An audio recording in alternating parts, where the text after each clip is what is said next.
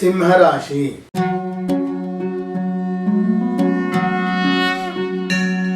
ಈ ರಾಶಿಯ ವ್ಯಾಪ್ತಿಯು ಮಖ ನಕ್ಷತ್ರ, ಪೂರ್ವ ಫಲ್ಗುಣಿ ನಕ್ಷತ್ರ ಸಂಪೂರ್ಣ ಮತ್ತು ಉತ್ತರ 1ನೇ ಪಾದದಲ್ಲಿ ಇರುತ್ತೆ.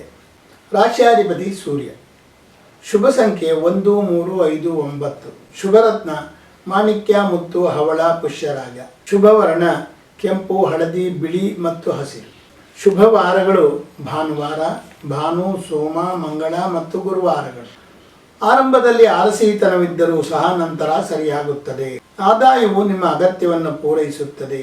ಆದರೆ ಇರುವ ಹಣವನ್ನು ಭದ್ರಪಡಿಸಿಕೊಳ್ಳುವುದು ಒಳ್ಳೆಯದು. ನಿಮಗೆ ಗುರು ಹಿರಿಯರ ಸಹಕಾರಗಳು ದೊರೆಯುತ್ತವೆ. ಸಾರ್ವಜನಿಕ ವಲಯದಲ್ಲಿ ಗೌರವ ದೊರೆಯುತ್ತದೆ. ಆಸ್ತಿ ಹೊಂದುವ ಯೋಗವಿದೆ. ಆದರೆ ದಾಖಲೆಗಳನ್ನು ಮತ್ತು ವಾಸ್ತವತೆಯನ್ನು ಪರಿಶೀಲಿಸಿ ತೆಗೆದುಕೊಳ್ಳಿರಿ. ವಿದ್ಯಾರ್ಥಿಗಳಿಗೆ ಶ್ರಮಕ್ಕೆ ತಕ್ಕ ಫಲವಿರುತ್ತದೆ. ಹಿರಿಯರ ಆರೋಗ್ಯದಲ್ಲಿ ಏರುಪೇರಾಗಬಹುದು. ಕೆಲವರಿಗೆ ಮೂಳೆ ಸಂಬಂಧಿ ದೋಷಗಳನ್ನು ಕಾಣಬಹುದು. ಕೃಷಿ ಸಂಶೋಧಕರಿಗೆ ಉತ್ತಮ ಅನುಕೂಲ ಮತ್ತು ಗೌರವ ದೊರೆಯುತ್ತದೆ. ಉದ್ಯೋಗರಹಿತರಿಗೆ ಉದ್ಯೋಗ ದೊರೆಯುತ್ತದೆ. ವಕೀಲರಿಗೆ ಅನಿರೀಕ್ಷಿತ ಆದಾಯ ದೊರೆಯುತ್ತದೆ. ಹಿರಿಯರ ಆಸ್ತಿಗಳಲ್ಲಿ ನಿಮಗೆ ಪಾಲು ದೊರೆಯುತ್ತದೆ. ನಿಮ್ಮ ಪ್ರಯತ್ನದಿಂದ ಹಿರಿಯರ ಆಸ್ತಿಗಳನ್ನು ಸಹ ಕೊಳ್ಳಬಹುದು. ಸಂಗಾತಿಯ ಜೊತೆಗಿನ ಸಂಬಂಧಗಳು ಅನುಕೂಲಗಳು ಹೆಚ್ಚುತ್ತವೆ. ವೃತ್ತಿಯಲ್ಲಿ ಹೆಚ್ಚು ಅನುಕೂಲತೆ ದೊರೆಯುತ್ತದೆ. ಸಂಗಾತಿಗೆ ವಿದೇಶಕ್ಕೆ ಹೋಗಿ ಬರುವ ಅನುಕೂಲಗಳು ದೊರೆಯುತ್ತವೆ. ಕುಟುಂಬದವರೊಡನೆ ದೈವ ಸಂದರ್ಶನಕ್ಕಾಗಿ ಹೋಗಿ ಬರಬಹುದು. ಅದಿರು ವ್ಯಾಪಾರ ಮಾಡುವವರ ಲಾಭ ಹೆಚ್ಚುತ್ತದೆ. ಇನ್ನೂ ಹೆಚ್ಚಿನ ಒಳಿತಿಗಾಗಿ ಕಡಲೆ, ಅವರೆ ಮತ್ತು ಎಳ್ಳನ್ನು ದಾನ ಮಾಡಿರಿ. ಹಾಗೂ ಈಶ್ವರ ಮತ್ತು ಗುರುಗಳು ಮತ್ತು ದೇವಿಯನ್ನು ಮತ್ತು ಶನೇಶ್ವರನನ್ನು ಧ್ಯಾನ ಮಾಡಿರಿ. ಕನ್ಯಾ ರಾಶಿ.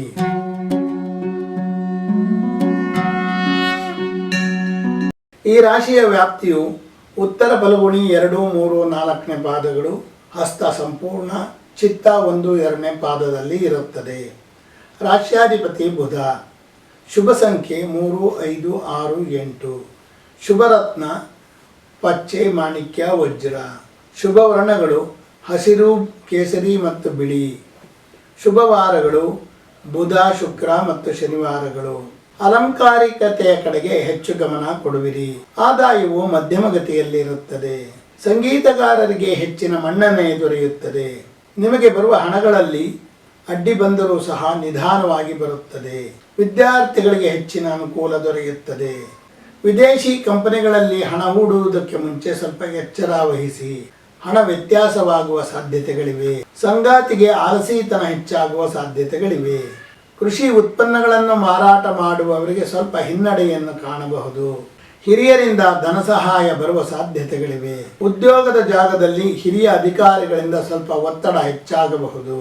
ಪುಸ್ತಕ ವ್ಯಾಪಾರಿಗಳಿಗೆ ಲಾಭವಿರುತ್ತದೆ. ದೈವ ಕಾರ್ಯ ಮಾಡುವವರಿಗೆ ಆದಾಯ ಹೆಚ್ಚುತ್ತದೆ. ಶಿಕ್ಷಣ ಸಂಸ್ಥೆಗಳನ್ನು ನಡೆಸುತ್ತಿರುವವರಿಗೆ ಹೆಚ್ಚಿನ ಆದಾಯ ಬರುತ್ತದೆ. ಹೈನುಗಾರಿಕೆ ಮಾಡುವವರಿಗೆ ಅಭಿವೃದ್ಧಿ ಇರುತ್ತದೆ. ಹಿರಿಯರ ಆರೋಗ್ಯದಲ್ಲಿ ಸುಧಾರಣೆಗಳಾಗುತ್ತವೆ. ಉದ್ಯೋಗದಲ್ಲಿ ಕಿರಿಕಿರಿಗಳಿದ್ದರೂ ಸಹ ಆದಾಯಕ್ಕೆ ಏನೂ ತೊಂದರೆ ಇರುವುದಿಲ್ಲ. ಆಸ್ತಿಗೆ ಸಂಬಂಧಿಸಿದ ಕಲಹಗಳು ಈಗ ಪರಿಹಾರದತ್ತ ಸಾಗುತ್ತವೆ. ಟೈಲರ್ಗಳ ಆದಾಯ ಹೆಚ್ಚುತ್ತದೆ. ಸಪ್ತಮ ಶನಿಯಿಂದ ಸಂಗಾತಿಯ ಆದಾಯದಲ್ಲಿ ಹೆಚ್ಚಳವನ್ನು ಕಾಣಬಹುದು. ಹೆಚ್ಚಿನ ಒಳಿತಿಗಾಗಿ ಎಳ್ಳು ಮತ್ತು ಗೋಧಿಯನ್ನು ದಾನ ಮಾಡಿರಿ.